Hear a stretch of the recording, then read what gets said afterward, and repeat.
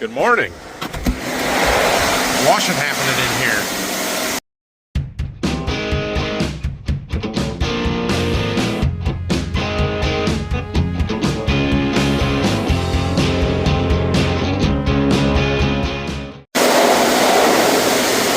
Good deal.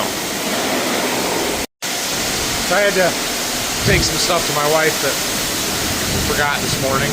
Kids were leaving, and take my daughter to preschool. So I got here a little late this morning, or got back there a little late.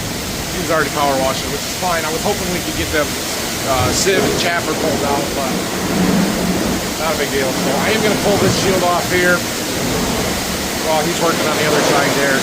We'll just keep washing and working around stuff today. It's all got to get done and get clean, so no big deal. Ah, come on. 15 boxes on this truck.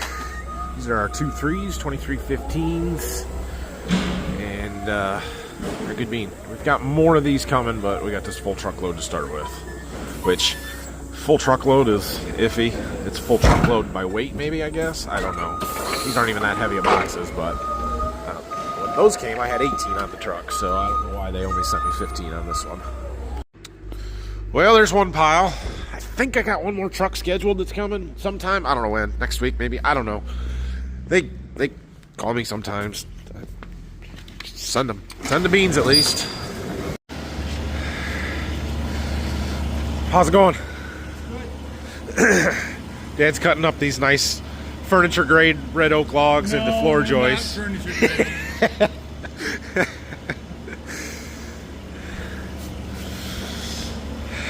How many logs have you cut up so far this last 2 weeks?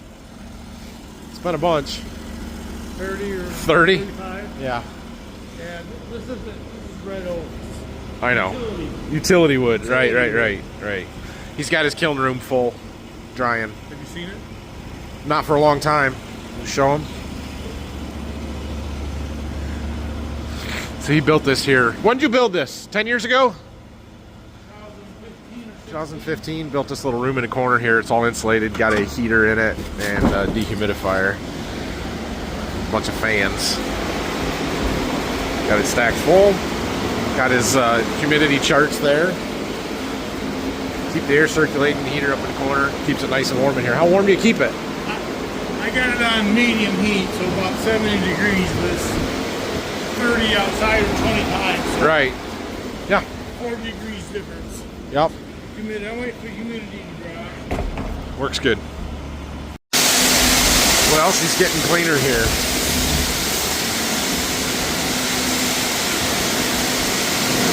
Definitely blows dirt from one side to the other when you keep working around stuff, but you got to get it down eventually. You just keep going around and around and around. We hadn't done much on this side, so yeah, spraying the underside of those shields is not fun. So I've been researching these wear strips for the feed accelerator a little bit. Here they are on the Deere Parts website, part number 13 there. And when I take this part number from over here and I punch it into my dealer's order portal, they have 5 of them at our location. Now they have other ones in their network. Hastings has got 106. Anyway, they are $25 a piece. 25.22. That means I would spend $756 to replace those wear strips. Now, we have other options. We could go over here to Shoop. They have, go away. They have these that are the same thing. They're $16 a piece. So for 30 of them, it's $478, which is like a $300 savings. That's good. That's good. But then I noticed in some of the comments from yesterday's video, you guys were telling me about these or this, which is a different version. Why is that blue? Of a feed accelerator, basically a kit that Sloan Express sells to put on and changes stuff. Here's the problem, right? Prepare to improve your harvest. Yeah, okay. Meet the innovative feed accelerator. It's $4,300. I can spend $500 or I can spend $4,300. And do I really need this? Is a feed accelerator been a problem for me? I've never plugged one up before this year. And I really think that's due to belt wear and strip wear. Could it save some grain damage, especially in some corn? Yeah, it could. I could see where that would be an advantage, but is it a $4,000 advantage? I don't know. I don't know if I'm buying that. So I don't know that I'm going to do that. I think I'm going to pass there. That's just more money than I want to spend. I wish it was warmer so that we weren't doing all of this inside. We're getting too much overspray here, but the combine's getting cleaner.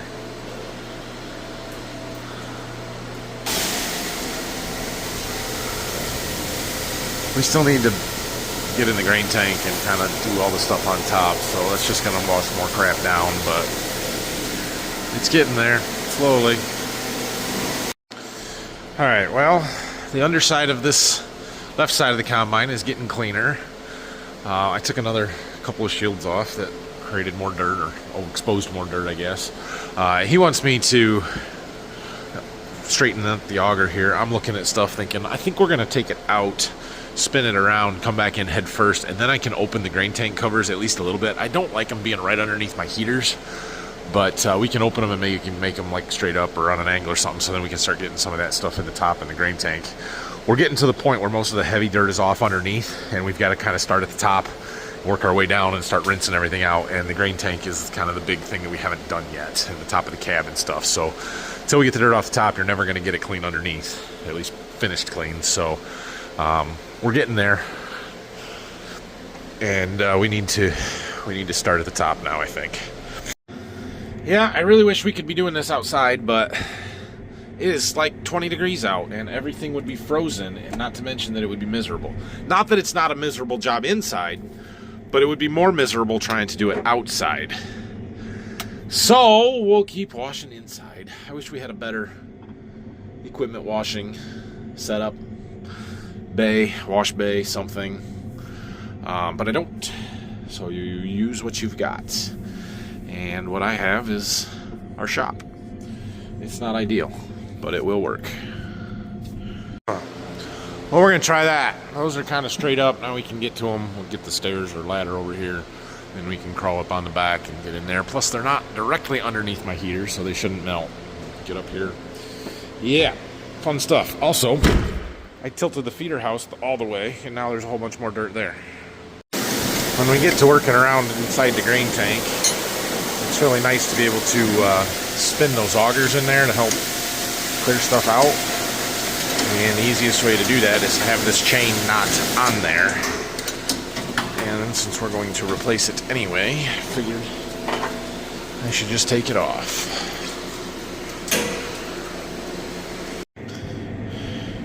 I'll let this feeder house down so we can get all this stuff off the top of it here. And then once he's done with that, I'll lift it up so we can get underneath it. Oh, that's nasty. Rotten beans. Yuck. It smells terrible too. Good morning again. We'll do part 2 of this video. So we're getting our combine fairly cleaned up here. I have admittedly done very little of the power washing, but yeah, it's cleaning up really nice. I'll go walk around up top and see what we got. We got a little to do up here yet. There's some in these corners here couldn't reach, and I see there's some grain down in the auger troughs yet. We'll get that cleaned out, get the front side of this. But yeah, pretty good shape here. Up here behind the engine, or behind the rotor in front of the engine, I guess. Got a little stuff down there, a spot there. There's a spot down in there. There's the things you're gonna have. You'll never get it all, but we keep trying. So we'll keep going. But I don't know if I'm gonna actually wash today or not. We're gonna pull the sieve and chaffer out this morning, take a few more things off, and then we'll see where we're at. And I might just give the kid a day off from power washing. You know, find something a little more fun to do. All right, so we're going to start with pulling this top chaffer out. We've got the bolts that hold it down out, the cover here, the fingers that cover these loss sensors are there. Last thing we got to remember to do is pull this electrical plug so that we don't rip our electrical connection off. And that is free and going to come out. So I'm going to find somewhere to mount you guys so you can watch while I actually do something. Don't fall. Okay. So we got these two handles here. We'll lift up and then pull back. It's not attached in the front. Let me grab something to pry with.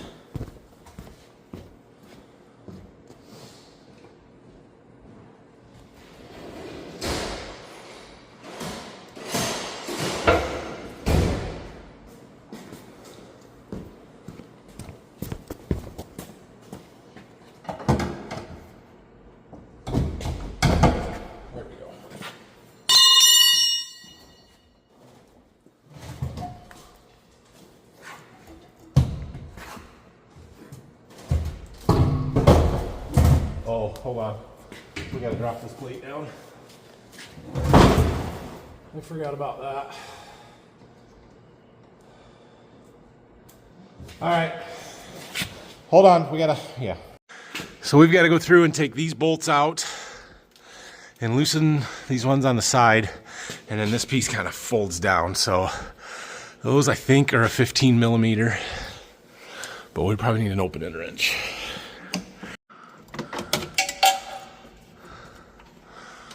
Ugh. It's dirty. It's still dirty. So I was having trouble, once we get corn cobs and stuff stuck in here, these things don't want to close all the way. And I was having trouble getting them to adjust where I wanted. So that's a big reason why we're taking them all the way out. Plus, I'm picky and I like to clean things. So we never did put the pre-cleaner back in. We put those plastic fingers in the front, so we don't have the one up there that's got to go back in. So that's good, at least. Oh, back up, back up, back up. All right, take two.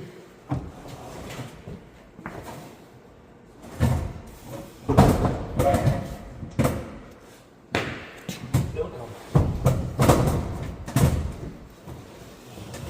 Watch your head. Try and get around the side. It's gonna come down. Good.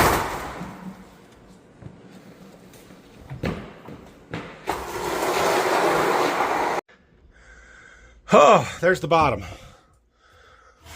Okay, this one's a little smaller, a little bit easier. We've got 4 bolts that got to come out and another electrical connection, and then that one slides out of there. So we got to loosen these 10 millimeter bolts up and lift those rails out of the way too. So we'll get that. And then I think the rest of it should be good.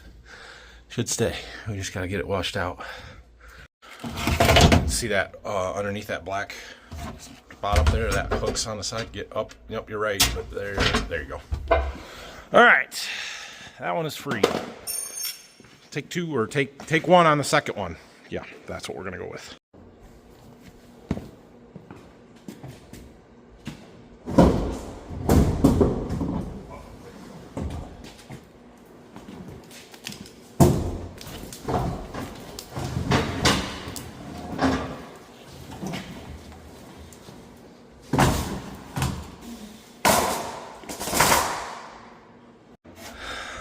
There. Now all that crap will come out of there. So underneath that auger, there's a trough or a pan. We got to get that taken off too. And then all of this stuff we can just wash and it'll go right out the bottom of the combine. So that's the plan. We won't ever get it all out of here, but we'll at least get it cleaned up a little bit better. So for those of you wondering how combine works, we'll ignore the first half of the machine from now, but you see those augers up there, the ends of them? Those are called our shoe augers. And essentially, anything that comes through the rotor, which is what separates the grain from the pods, the cobs, the wheat from the heads, whatever, falls into those augers. And then those augers push it back onto our pre-cleaner, which is the part still in there. And then it shakes onto the chaffer, the first piece that we took out, and the sieve, second piece that we took out, and anything that falls down through them ends up in the grain tank. So if it makes it to that auger right there, it makes it into the clean grain tank, which is why all these cobs and stuff sitting there is not great, because that would have gone into the grain. But what's supposed to happen is through that gap up there is our cleaning fan, and it blows air up through that chaffer and sieve, and it's supposed to keep all of this stuff floating through the air all the way out the back of the machine, while the grain, being heavier, falls down through onto this pan, shakes down into the clean grain elevator. That's how it's supposed to work. We've got to get that trough off the bottom there, cover, but I didn't want to have to lay through that stuff, so we're going back to the combine outside, clean up our floor, and then, since we've got the combine outside, we're going to have it running, we might as well idle her up, and we'll drop the oil when we get her back in. I'll start working on doing some service work and changing engine oil and stuff. So, yeah, that's going to be today. We're not going to wash today. We're going to do some different stuff. Make it a little bit more tolerable of a day. We'll just hit that up to high idle. Close our door. Close our door. There we go. Then we'll get the floor cleaned up while we let this warm up out here. Getting the used oil tote. We'll put this in the shop so we have somewhere to go with our used oil. Plus, I was out of buckets. Dad likes to take the buckets when he's disposing of some of the used oil. Doesn't return them to the shop. I tell you what, cold and sunny is so much better than cold and cloudy. It's cold today, it's really cold. But that sunshine makes it feel nice out. It's not so bad. All right, we are going to drain oil. So this has a convenient oil drain tube that comes all the way down to there. And it's super convenient for getting the oil out. However, it's also convenient for dripping oil for the next 6 months in wherever you park this, because it never really drains. So, is what it is. But we'll go up here and open the valve on the engine. We need to get hours and stuff off the computer too at some point here. Oh, we gotta do the top of the cam. Open this, and I'm just gonna open the drain or the fill valve there so we can get some air in, but somewhere right down. Hold on, let me turn the light on. There we go. There we go. Still can't see it. It's right there. Quarter turn valve, right there. Okay, she's draining. Now go watch it so we don't overfill our buckets. See? Convenient. Let's see what our current hours are. 1588.7. I'm pretty sure that's right. 1225 separator hours. According to that filter right there, that was changed on 12/17 of 24, we had 1228 hours on the machine. So we'll do some math from there, but that looks like 350 to the dot. He's getting our trough underneath there. It's all unbolted. We just got to get it pried down. There's a little water on it, because usually I do that before we start power washing, and I failed to do so this year, so now there's water coming out. Making sure we don't overfill our second bucket of oil. Shouldn't be a whole lot more in there, but we'll switch it out and know that it won't overflow.